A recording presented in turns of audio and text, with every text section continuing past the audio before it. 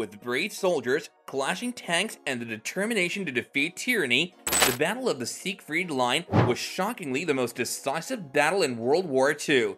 From the brutes of the Axis to the Allied heroes, the Siegfried Line became the bone marrow of the most destructive war in the history of humanity. But when this traitorous line stood tall as a tyrannical savior of Nazi Germany, the Allies puffed taller with tanks and arsenals that had the brutes biting their tongues. They charged forward with a tank offensive, determined to defeat Nazi Germany and bring freedom to Europe. But what could possibly happen when the two enigmas came face to face on the fatherland? Well, watch this video to find out and accompany us as we relive the epic battle that broke through the fortified line and paved the way for victory in World War II. Welcome to History Flicks, where we delve into past battles and honor the bravery of our warriors. Join us in the sanctuary of history and heroism as we scrutinize their tales with our war-tinted glasses. Now let's get on with it. As tanks roared across the battlefield, a line of steel and concrete rose as the final stronghold against the advancing enemy.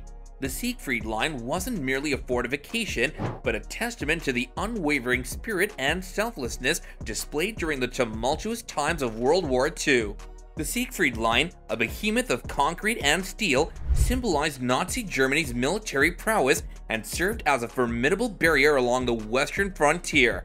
With bunkers and anti-tank obstacles spanning far and wide, the Nazis deemed it their ultimate shield against an Allied invasion from France or Belgium. The Third Reich relied on the strength of the Siegfried Line to keep their regime secure.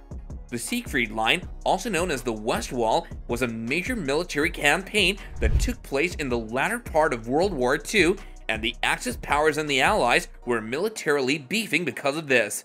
But in 1944, the Allies struck with an unrelenting force, launching a massive tank offensive aimed at breaking through the line and storming the heart of the Third Reich, Berlin.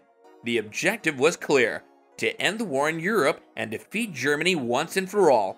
A horde of tanks and armored vehicles, supported by infantry and air power, rumbled towards the Siegfried Line, determined to break through the concrete behemoth. The battle was brutal and bloodstained, but the Allies knew that cracking the Siegfried Line was the key to unlocking the door to Berlin and their ultimate victory. But how did this all happen? How did an army of savages get defeated by civilized heroes?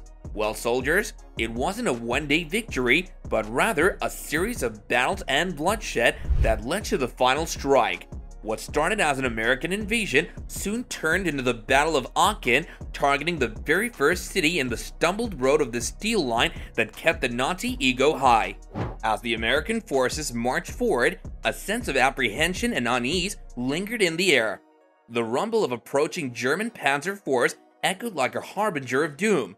The Americans were well versed in the capabilities of the Panzer IV, a war machine with a lethal 75mm cannon and an armor thickness of 80mm at the front, but a vulnerable 30mm on its flank. The strategy was to exploit this weakness, attacking from the sides to maximize their firepower. The battle was a test of skill and endurance for the American soldiers as they navigated their tanks, seeking the perfect shot while avoiding direct fire. The tanks took heavy damage, and one commander, Lieutenant Barrett, was forced to take the reins after losing 2 tanks earlier in the day. Despite his exhaustion, he fearlessly led his men to victory in the Battle for Aachen on October 21st. The city was the first to fall to the Allies in the fatherland, and the 3rd Armored Division had its sights set on the heart of Germany. The Germans put up a relentless fight, refusing to surrender, but the American soldiers pressed on with unwavering determination, determined to vanquish their enemy. But this wasn't it. There were far more miserable turns on the journey to the tyrannical line. But before we move any further, don't forget to give this video a big thumbs up, share it with your friends and family, and subscribe to History Flicks for more videos like this. Now, back to the takedown of the Third Reich. Amidst the strife of conflict, American soldiers encountered the most treacherous fight of the war in the Hürtgen Forest. Unprepared for the Germans' armored surge in the Battle of the Bulge, the Allies persevered, braving tenacious opposition as they aimed to capture the Rhine River bridges. The valiant 1st Canadian Army fought through the Hochwald Gap and advanced into hostile terrain, finally reaching the Rhine. As the Allies approached Berlin, The metropolis was bombarded, its streets cluttered with destruction, but the Germans were resolute in defending their last stand. On April 30th, 1945, the Allies stormed Berlin and initiated a massive assault, resulting in brutal combat. Despite the Germans' determined resistance, they were no match for the Allies' superior might, and after several days of battle, the Allies captured Berlin and the Third Reich surrendered. The Battle of Paderborn reached its zenith as American forces overpowered the German defenders, putting an end to the Nazi regime. The 3rd Armored Division faced minimal resistance as they marched towards Dessau, the final major city standing in their way to Berlin. The fight for Dessau was fierce, with tanks and infantry clashing through the streets, but in the end, American forces emerged as the conquerors of Dessau and the liberators of Europe, securing their legacy in history. During the heat of battle, both the Allies and the Germans utilized a variety of armored vehicles, each boasting unique advantages and limitations. The Allies primarily relied on the trusty M4 Sherman and the mighty M26 Pershing tanks. The M4 Sherman was the go-to tank for the Allies, known for its dependability, ease of upkeep, and versatility. The M26 Pershing, on the other hand, was a more sophisticated tank armed with a more potent engine and a larger cannon, yet it saw less action due to its scarcity. Meanwhile, the German army deployed an arsenal of tanks, including the Panzer IV, the Agile Panther, and the feared Tiger I. The Panzer IV was a multi-role tank, used as both a support tank and a tank destroyer. The Panther was a swift and nimble tank, boasting impressive weaponry and armor, making it one of the war's most formidable tanks. The Tiger I was the most heavily armed and armored tank in the German arsenal, striking fear into the hearts of the Allies with its ability to effortlessly eliminate enemy tanks. The tank assault that shattered the Siegfried Line and seized Berlin was a seminal moment in World War II, signaling the end of the war in Europe and the downfall of Nazi Germany.